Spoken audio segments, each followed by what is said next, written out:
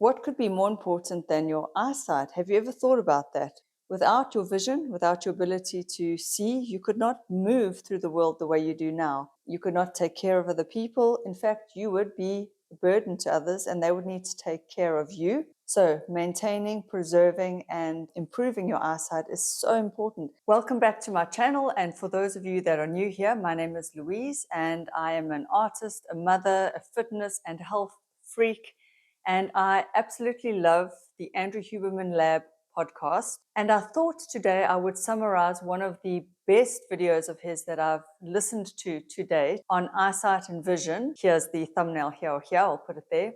So if you want to go into the science and the whole detail of vision and how your eyes work, I highly encourage you to listen to that podcast. It is amazing. But if you are anything like me, you just want the quick summary of what to do, the takeaways, the key takeaways that you can implement and apply into your daily life today.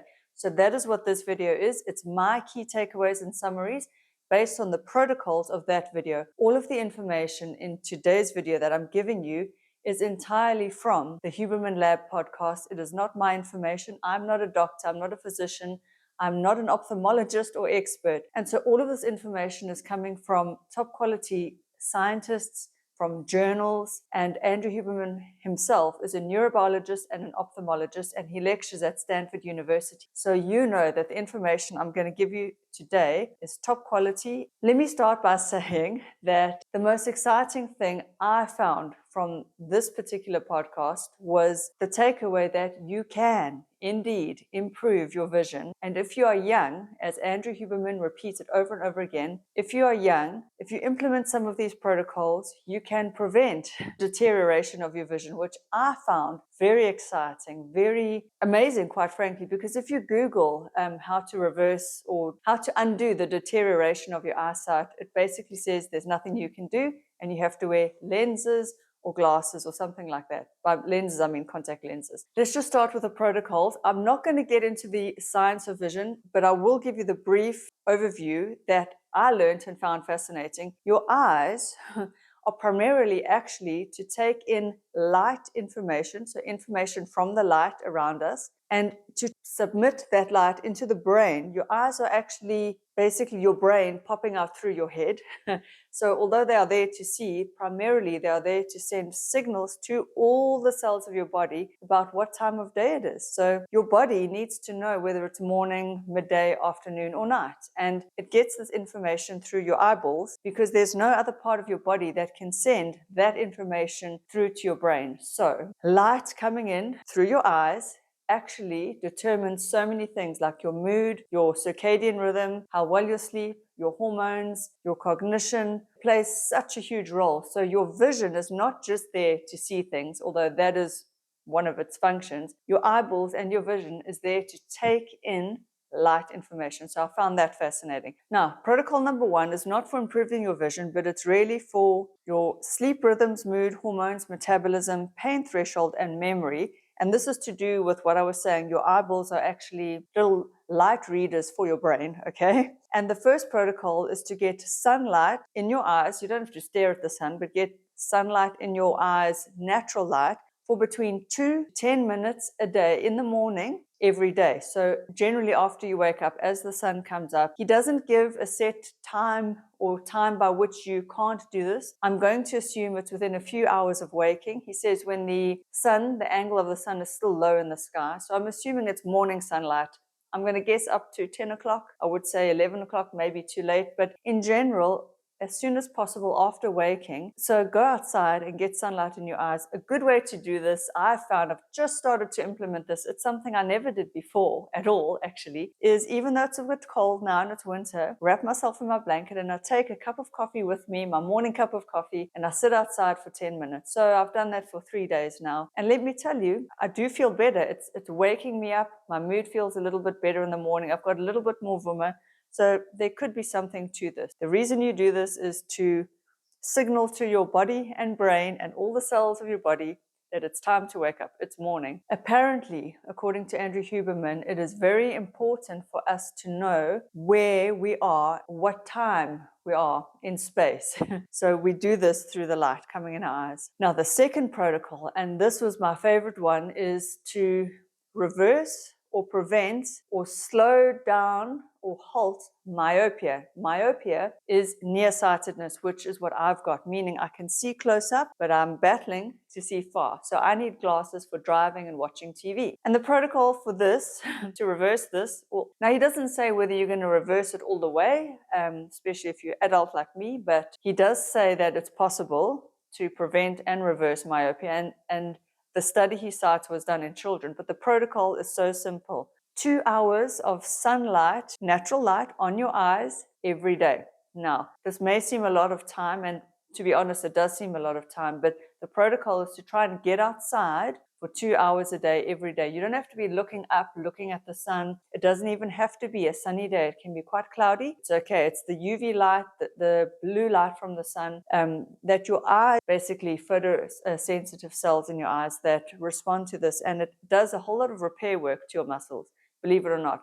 Again, if you want the science behind it all, I encourage you to watch the Huberman Lab podcast itself. But suffice it to say, the protocol for reversing myopia, as cited by many studies, and there was one study he mentioned in 2018, published in the journal called Ophthalmology. It was following children, but adults, it's recommended to do this as well. Spend 2 hours a day outdoors. You can be reading, you can be gardening, potentially you could be running, you could be paddling in a canoe, you could be bicycling, hiking. You could just be having a picnic outdoors in South Africa, which is where I'm from. You could be braaiing outdoors, where you cook your food outside, have people gathering around. It doesn't matter what you're doing outdoors. You can also be on a patio or on a balcony. It doesn't have to be that there's nothing on over your head. You could have like an awning or something overhead, but it's to get natural sunlight, the rays of sunlight. You cannot get it from artificial light, and don't wear sunglasses either for either of these two protocols I've mentioned. Now, he doesn't say whether you do need sunglasses after 2 hours or whether there's ever a time when sunglasses are necessary. He does mention that for himself when he's doing sports or the light is very bright, he does wear sunglasses. But the protocol is, and I know it's hard to do, 2 hours a day, every day, of getting natural light in your eyes. Now, I think now is a good time to mention that the anti to this protocol, basically the worst thing you can do, in the words of Andrew Huberman, is to stay indoors and not get any natural light and to only view things up close. Staying indoors, just getting artificial light and looking at things up close leads to visual defects. Okay, it's a form of kind of like visual obesity, right? The posture of your visual system, if you will, is going to be unhealthy if you're just indoors and you're not getting sunlight early in the day and for at least 2 hours per day. Now, protocol number 3, and this one is where I would say it's the use it or lose it protocol, because we do spend so much time nowadays staring at our phones, looking at a computer screen, reading a book, doing our work like close up. Most of us don't get enough time viewing things at a distance, so far away looking. And this protocol number 3 is called Panoramic Vision. So what you want to do for every 90 minutes of work on your computers, you want to try and get up, get to a window, or if you can, get outside and look at the distance. Just look at the horizon. Let your eyes, it's basically the lenses in your eyes, let them flatten out. So when you are looking far away at the horizon, the lenses flatten out. When you're looking close up, they thicken. And so you need to practice both so that your eyes are supple and that they actually need to relax and stretch out. So this is something I don't do enough of. I'm definitely going to include this. I know it's quite hard to do it quite regularly in the day, especially if you are working at a computer, you're stuck at a desk. But as much as possible, try and get your panoramic vision there. So even while you're busy working, just look up, look around, look, so that you're not just stuck looking at your computer screen all the time. It is important to give your eyes a break. Protocol number 4 is Optic Flow, and he highly recommends you get into it. It's important for de-stressing your whole system, and it's also giving your eyes a bit more use, I guess you could call it, and that is moving through space. So as you walk, bike, run, paddle, anything that you are generating the movement yourself, you are seeing things whooshing past your face. So this is called optic flow. It's good for your eyes. It's also good to de-stress your whole system. So I would say go out there and walk.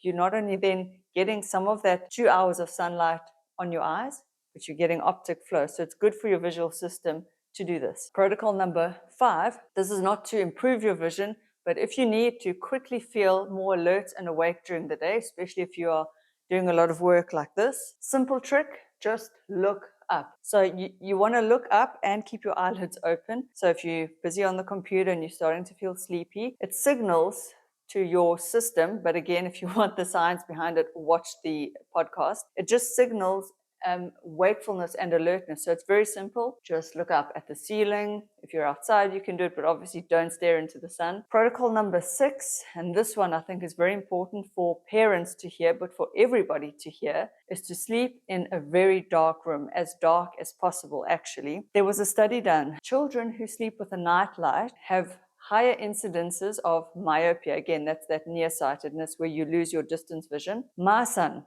sleeps with a night light. However, after watching, was it Matthew Walker, talk about sleep and all that, we switched his globe to a red globe because we were told, or I learned, that red light doesn't disrupt melatonin and it doesn't, so it's more beneficial for sleep because my son still needs a night light, but if it's especially blue light, that's very harmful. Do not let your kids sleep with a blue light in the room. So white, blue, yellowy. Try and aim for like an amber or red light. Now, I don't know whether even a red light in the room would contribute towards children getting myopia, or if that just doesn't disturb their circadian rhythm and their sleep cycles. He doesn't say. So he doesn't actually mention whether a red light in the room is okay. I am trying to encourage my son to just wean him off the light. Don't use any lights at all, because who knows? I mean, we weren't really meant to be sleeping with red light. We evolved to be outdoors and to sleep in caves under the stars.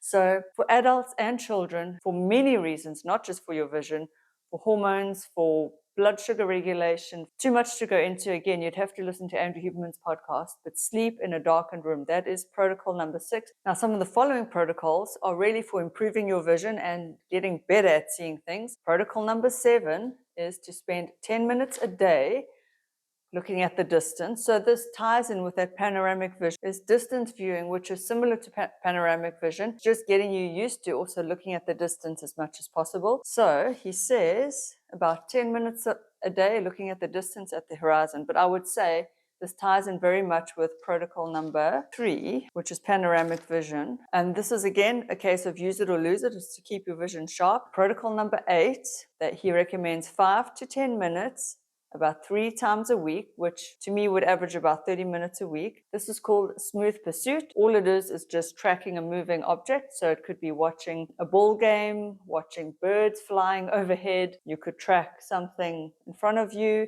You could get somebody to hold a ball and wave it in front of you. You can also go onto YouTube and Google smooth pursuit exercises. It's literally just to keep your vision used to tracking something. So it's a simple exercise. It's a vision exercise only. It's nothing to do with light and circadian rhythms and mood and health and hormones. Protocol number 9 is near-far visual training. Simply what it is you take an object, a pen, a pencil, hold it out in front of you, bring it close to where your eyes start to go blurry, and then move it back out again. And it's just training the muscles in your eyes. And he recommends doing this for a minute or two, a few times a week, just to strengthen your muscles, your focus. Again, use it or lose it. Protocol number 10 is to prevent age-related macular degeneration. This is for the over 40s. This is not for young children. This is not for youngsters who have good eyesight or anyone under 40. It is to get red light in your eyes in the early part of the day. He says in this video, he says flashing light into the eyes early in the day. But he doesn't describe how, he doesn't describe what kind of red light, he doesn't go into the actual how. And he says because this protocol is quite new and there still needs to be more research done, it could be risky. So I would say, although this protocol is laid out in the Vision and Eyesight podcast, don't try this at home. Please do some more research, speak to your ophthalmologist or optometrist about this, but it has been shown to reduce macular degeneration, which I think is quite interesting and exciting. Protocol number 11 is quite simply for dry eyes. There is no cure, nothing you can do about dry eyes at the moment, but if you're staring too long at a computer screen, you find you may not be blinking enough, simple cure for dry eyes is to blink. So he says a protocol would be to do like 10 or 15 rapid blinks, maybe not as fast as I'm doing now, but just rapid blinking. That is the best solution that we have right now for dry eye. Protocol number 12 is to do with binocular vision. Binocular meaning both your eyes and their vision. Often what happens is that you develop one eye is stronger than the other, and you can determine which one it is by closing one eye, closing the other eye. I'm not too sure on me. Probably that's the stronger eye. And what you do to balance it out is you cover up the stronger eye and you train the weaker eye with the near-far visual training a little bit more. One thing I thought was very important, so this is protocol number 12 for binocular vision and near-far training. So you determine which eye is your dominant eye.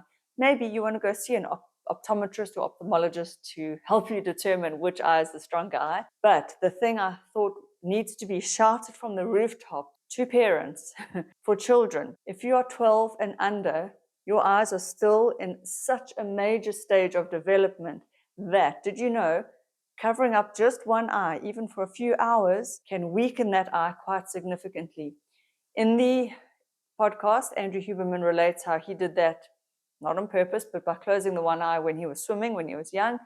And that eye deteriorated so fast, quite badly. The vision eventually came back, but he now has the one eye weaker than the other eye. And it's crazy how that happens. So his recommendation, do not dress your kids up with eye patches as pirates. If they're under 12, please don't do it. Covering up both eyes doesn't do the same thing. It actually just extends that time of huge neural and eye plasticity. I would even be cautious and say if you're under 15, don't cover up one eye unnecessarily. Now, protocol number 13, it's not really a protocol as such, but he recommends if you can get hold of a Snellen chart, which is the eye test chart, have one in your home or your office or somewhere, and then you can do your own eye tests on yourself.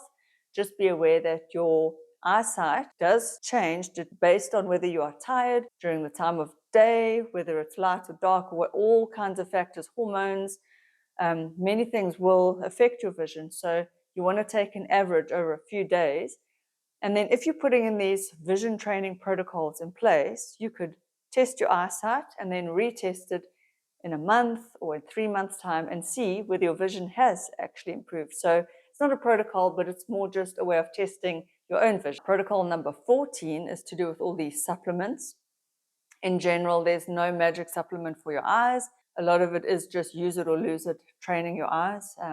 Getting outside, we do need natural light in our eyes. Indoor lighting is not the same, and light through a window is not the same. Light through sunglasses, no, it doesn't get onto your eyeballs. But number 14, the supplements are vitamin A, which he says almost all of us get enough vitamin A, so that one is covered. He did mention lutein, which is a substance found in raw egg yolks. You can Google other sources of lutein, but you could supplement with that. It seems fairly safe to supplement with. He mentioned another one, hard to pronounce, I'll try here, idabenone. He mentioned zeaxanthin and astaxanthin. So these are all supplements for eye health. I will put the names here. So you can see, you can Google different sources of it. You could supplement with them. The astaxanthin is the one that sort of piqued my curiosity the most because it's found in the natural sort of pink coloring in shellfish, shrimp, seafood, and it gives flamingos their pink color. So it's something that I don't eat a lot of. I don't like seafood. So for me, I was wondering whether supplementing with that, because I don't get astaxanthin in my diet naturally, maybe it's worth a supplement. I could try it for a month or two. It's not that expensive. Something worth looking into. And then protocol number 15 is the one that I've labeled as number 15. But at the end of the podcast, Andrew Huberman mentions that for healthy eyes, you need blood flow. I mean, this applies to your whole body.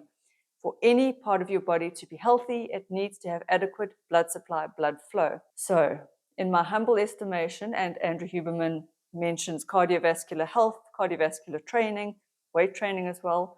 In my humble estimation, cardiovascular training should be protocol number 15. Because if we are not actually getting enough movement in our day, how is the blood going to flow all around our body and get to our eyes. And that actually ties back in with some of the supplements, especially the astaxanthin, that could possibly improve blood flow to the eyes, but they don't actually know the exact mechanism by which astaxanthin works. However, it's never a bad idea to go outside, go for a walk, go for a run. So in my humble estimation, going for a run is probably very good for your overall eye health because, and this means without sunglasses, you are getting blood flow to everywhere, your eyes included. You are getting some of that 2 hours of being outside in natural light. You are getting the, what was it called? Optic flow, where things are moving past you. You are getting distance viewing, especially if you're going for a run outside somewhere and you've got a lovely view. That's awesome. You are getting smooth pursuit as well if you are seeing other runners going past you, although I don't know if you can have smooth pursuit and optic flow at the same time, but in general it would seem that going for a run is doing a lot of good for your eyes as well, or go for a walk. And to end off, the biggest question I was left with after watching the Huberman Lab podcast was about sunglasses. Are they necessary ever? Do we not need them at all? Are there occasions when there is too much sun and it does damage our eyes? If you have any of those answers, please leave them in the comments below. And in terms of that red light therapy, flashing red light into the eyes early in the morning, for over 40s, for macular degeneration, there is a lot more info on that therapy in his other podcast on Light for Health. I will link to that one below, and I'll put the timestamp on that in the description box below, so you can check that out as well. So I hope you enjoyed this. I hope you found it helpful, and I hope it summarized that whole long Andrew Huberman podcast on vision and eyesight. Thank you for watching. I will put a link to, so all these protocols, I've typed them out in a Word document, listed them very simply for you so that you can just access them at a glance and you can see which protocols you want to do, which ones make sense to you. So I've put them all on a Word document and the link will be in the description box below. I hope this was helpful. Thank you for watching. I will see you in my next video. Bye.